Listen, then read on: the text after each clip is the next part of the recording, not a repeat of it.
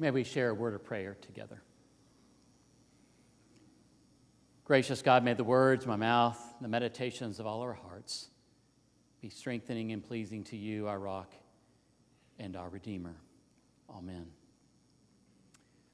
Theme word for today is discernment, how we make decisions, how we figure out what's going to happen next in our life. And I start off with a personal story. Many of you know this week that our house got a little bit smaller this week.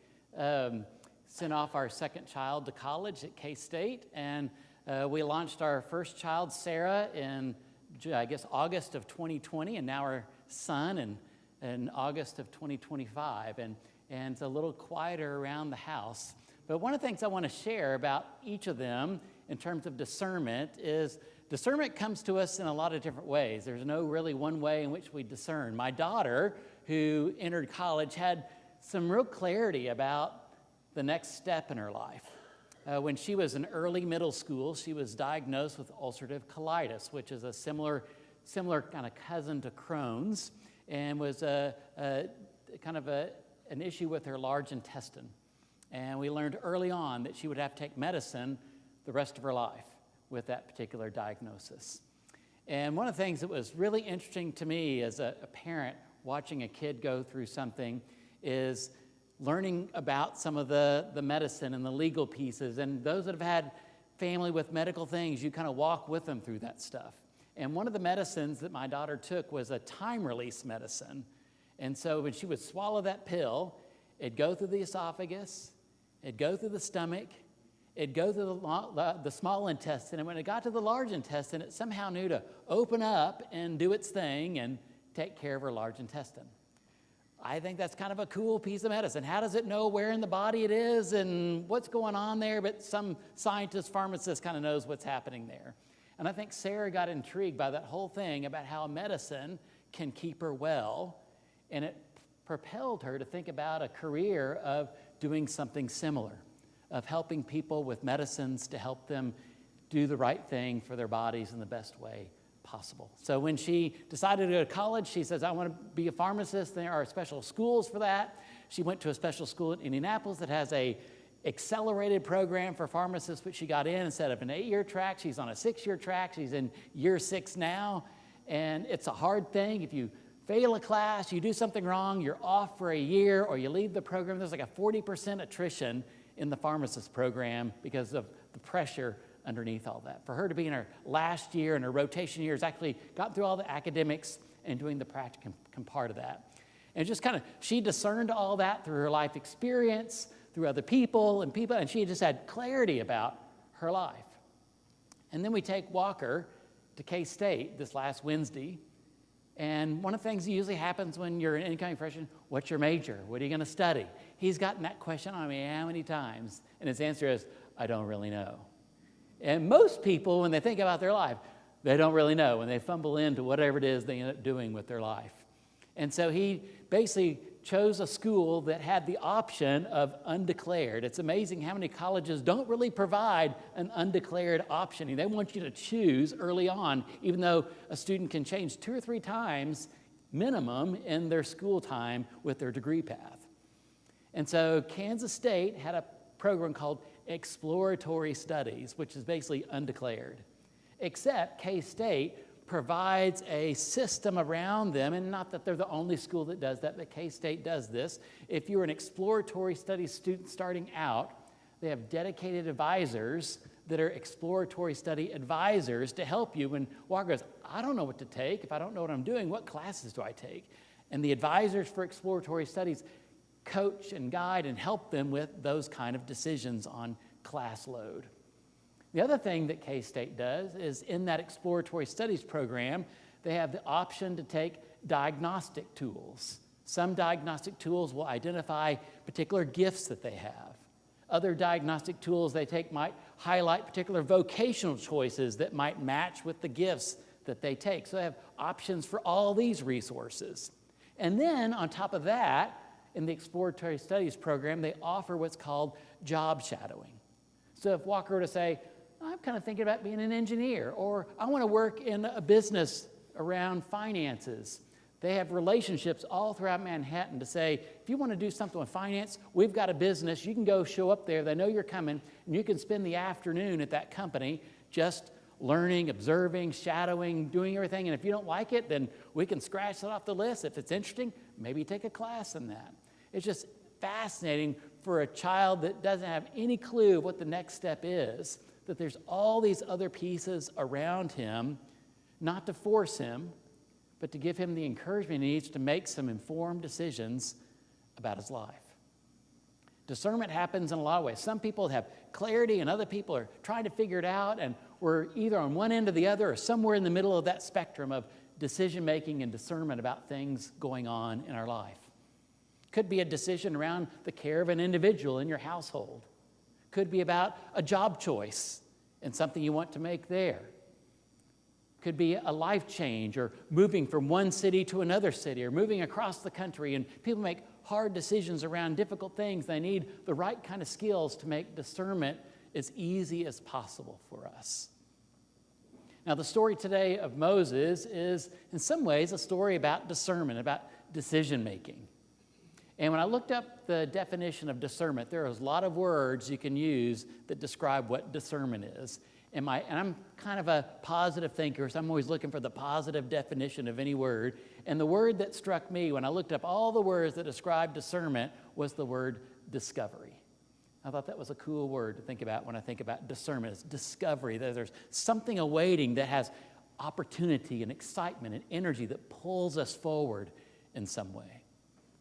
When we find Moses in chapter 3, he is in anything but a discovery mode in his life. If we were to go back to chapter 2 in Exodus, we would have found him in Egypt under the protocol of the Pharaoh.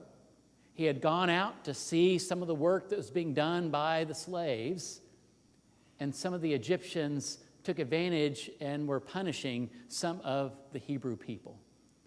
And Moses got upset with the behaviors of the Egyptians toward the Hebrews, so much so that he ended up taking an Egyptian's life. He was so angry at what was going on, the treatment of people. And word got out that he had done this action. And so he fled Egypt, ended up in Midian, ended up taking care of sheep, walking around the land of the wilderness and the mountains. And he thought he'd been resolved to, this is my life, is taking care of the sheep, which is an honorable thing that someone can do. But clearly leaving behind something out of fear, not knowing what his life would be, and just settling into this new role in his life. When he comes across this infamous story that we know of as the story of the burning bush. Not quite sure what he's encountering, but as Tom said with the kids, he hears a voice. And the voice is one of an invitation to do something different with his life.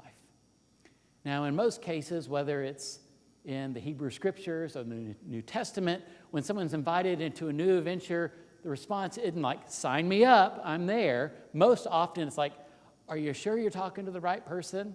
Have you seen my lack of gifts? Have you seen my inability to do these things? I'm clearly not the person for you, God. I don't know what you see in me, but I clearly don't see in me what you might see in me. So I think you need to look elsewhere other than me. And that's kind of the spirit of Moses was, you want me? Even though he said, even if he hears a voice, here I am, he's trying to discern who it is that Moses is talking to. In the middle of the conversation, God makes an invitation to Moses to return to Egypt and to free people in Egypt from their slavery. That God had heard their misery and their cries and their pain. And God's thinking is, Moses knows firsthand what's going on with the people in Egypt. If I just picked a random person, they might not know the actual plight of the people like he does. God was very probably intentional, instructive about the kind of person to be sent to free these people. And Moses threw up every obstacle. I can't speak. I'm not a good public speaker. I don't have the right gifts. I mean, he probably threw up every obstacle possible. In the end, he finally relents to go because he realizes in the end, when he goes, he will not be by himself. He'll be surrounded by a presence that will give him guidance and strength in everything that he does. There's a book that I've been reading called Incline Your Ear. It's written by Chad Abbott and Teresa Blythe and talks about decision-making steps.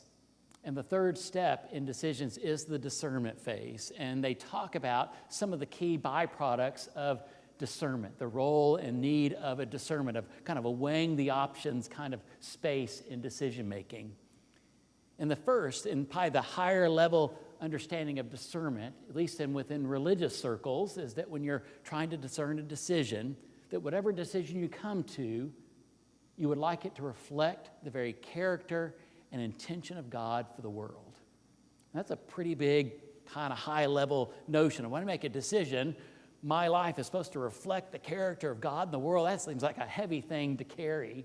But in the end, we want our life to mean something and to matter, to have my words and my actions, the things that I do, reflect something of a higher level of importance and not just my likes and dislikes about the world. The second piece they talk about with discernment is discernment brings vitality, brings energy and enthusiasm to a person. They say discernment also is a way of building community, that discernment isn't meant to be done solo. It's meant to be done together with others. If I've got some idea in my head that I think is a great idea, I can easily go enact that idea. But if I got a great idea, I said, before I make this decision, I'm going to get 5 or 6 people around me. We'll sit around the circle, I'll tell them my idea, brainstorm about it. 9 times out of 10, at the end of that conversation, that idea is way better after the conversation than the idea I brought forth by myself before I acted. And they say that discernment, by building community and recognizing you need others in that decision-making process, increases the result in the end. All those pieces are part of what I would call a discernment process. Reflecting the character of God, vitality, building community, and discerning self amongst others are all byproducts of what I would call healthy discernment practices that we act for ourselves. And the same is true for church life. Churches have to go through discernment periods. I remember when I was back in Texas, there was a newly forming Latinx church, and they entitled the church Camino de Paz, House of Peace, and Place of Peace. And when they started the church, they were thinking about the normal kind of things with church. What is worship going to look like? What is ministry going to look like? How are we going to do fellowship with one another? How are we going to do teaching and all these kind of things? And all that was important, but that community that was forming, the small group of Latinx people forming that church, were trying to figure out, we want our church to represent something bigger than just coming to worship and just studying, and every church can do all those things. Can our church have a unique identity that's important to our community? They began to listen and have conversations with the local community, going up and down the streets, talking to people, doing neighborhood visits, all that kind of stuff. And one of the things they discerned as the Latinx community that was most needed in that community was ESL classes. And so that church, its first launch of ministry, was ESL 1 and ESL 2 classes. ESL 1 for introductory English, ESL 2 for a little more advanced English. And they provided those classes every Tuesday and Thursday night at the church. And upon that church's decision to do that, they didn't want to do that alone. They wanted others to be involved. They invited other disciple churches to come help with this ESL program. So I decided to volunteer, because I'm not introverted or anything. I'm an extrovert. I'm going to go do stuff. And I volunteered for a year, every Tuesday, Thursday, to work at this ESL program, not as an ESL teacher, but to work with the kids whose parents were taking the classes. And did I fall in love with those kids for that year? It's really a fantastic thing. But to see the empowerment of these classes that were offered by this church, not only did members of the church, but just a simple offering to the wider community of this what it means to reflect the love of God in the world. It's not an inward thinking thing, it's an outward thinking endeavor. And not only did they have ESL 1, ESL 2, it's discovered they could also provide GED equivalent classes. And within a year, they were having people have high school equivalent graduation abilities for them to get jobs and to move on and be more productive in their life. When a congregation goes through a discernment process, think about the next steps. We can either say, I've got this great idea, I think we should do this. Or we could discern and think it out and brainstorm it and do different things. having kind of more of a group decision process of affirmation becomes important. We do decision making. Typically, we think about most decision making processes in churches are by majority. If you're 51%, we can do it because the majority of people vote for that. It usually is not the healthiest discernment model to go through majority rules in the way you do things. Our church tries to practice a model of consensus building, of talking around the room. Is anybody had different ideas or thoughts, and can we work through consensus? I think the Quakers have a pretty good system in place. I don't know if you know much about the Quaker system, about their decision-making process, but it's one called a process of unity decision-making. Now, just their worship services alone are an example of that. If you were to go to a Quaker worship service, go into their building and sit down, someone will eventually stand up and say, the worship service is starting. And they sit down, and there's just silence. And the only reason someone speaks in a Quaker service is someone feels moved by the Spirit. They feel like there's something that would benefit the community by saying it out loud.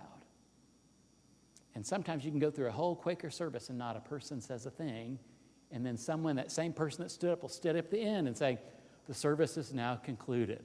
It's like, what just happened there? But occasionally someone will say something they feel moved by the Spirit to say, and then they will talk about that as a group. And they will not affirm that affirmation by that person until everybody in that room says, yes, we need to move this direction.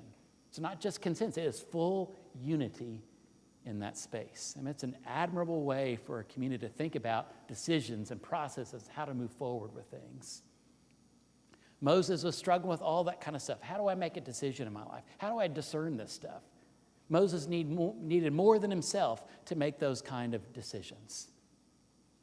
Now, there's an old movie back in the 1980s, I date myself a little bit, called Places in the Heart. It features Sally Field. It kind of takes place in the Depression era of the 1930s. And the opening scene of that film is Sally Field, the character she plays, their family seated around the table, started with a prayer around the table for dinner. And the meal gets interrupted. The husband is the local sheriff, police officer in town. There's some activity down by the railway, and he has to go take care of it. The husband ends up getting shot in the first 5 minutes of the film. And during that time period in the 1930s, this wife with 2 children was trying to figure out, what do I do now? The bank was calling to foreclose on the house, and the kids had to be separated, and she just couldn't imagine that this was the only option that she had. She went to her sisters and said, can I do hairdressing with you? She said, I can barely make it myself. I don't have, as much as I would love to bring you on, I don't have the space to bring you on either. And so she was trying to figure out what to do. But she realized she had so many acres to her property. And with the help of a black man, a blind man, her 2 children, and a few other willing helpers, they worked that land to bring as much cotton to pay for her to stay in her house. She had to discern an option, and in some ways, all the people she chose to be her advocates were all the people the rest of the community had written off.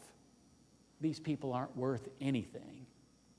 But she had seen something in them that they didn't see in themselves, that together as a community, they could do far greater than they could ever do individually in their lives.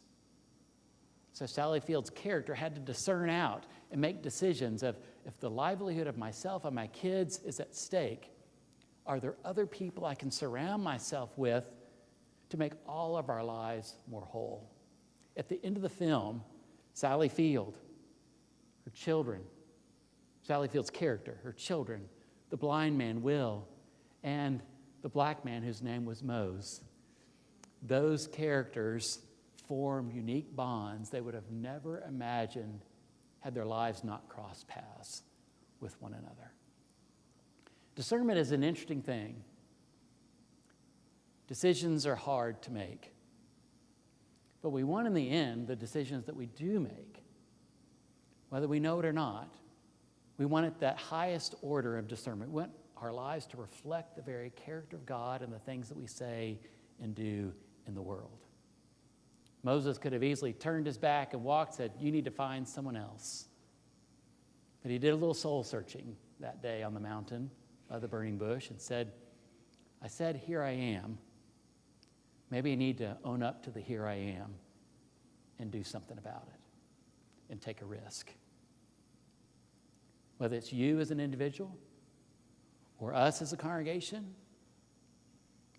to me, we've never arrived. To me, we're always at a place of discovery of what we can be. Amen.